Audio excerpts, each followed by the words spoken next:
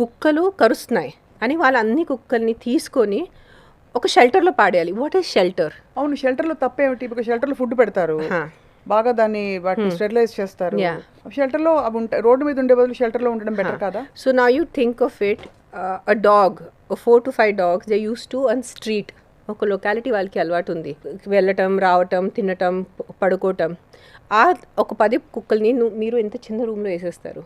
That is what a shelter is. They are not going to have 5 star.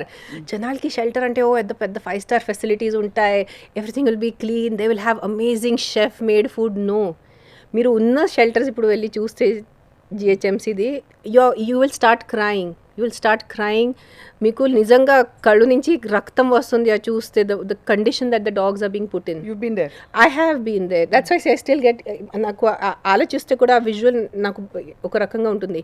ఒక 10 కుక్కల్ని ఇంత చిన్న రూమ్లో వేసేసి వాళ్ళకి మార్నింగ్ ఈవినింగ్ తిండి పెట్టుకోవటం ఎంతవరకు కరెక్ట్ చెప్పండి? అండ్ ఈ తిండి ఎవరు పెడతారు?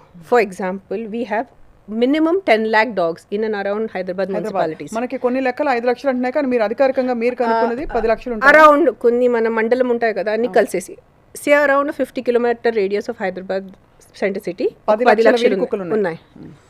ఒక కుక్కకి మినిమం 50 rupees పెడతారా మీరు పర్ డే తిండి? So you do the math, 10 lakhs into 50 rupees per day. Where will the money come from? So today my thing is, you are only focusing on dogs. Aren't humans more important than dogs is one thing I want to talk today. Human beings are more important. మన రోడ్లో వెళ్తే ఎంతమంది పేదవాళ్ళు, beggars are there, children, orphan childrens are there. వాళ్ళ కోసం మీరు చూసుకోవట్లేదు, shelters కట్టట్లేదు, వాళ్ళకి తిండి చూసుకోవట్లేదు.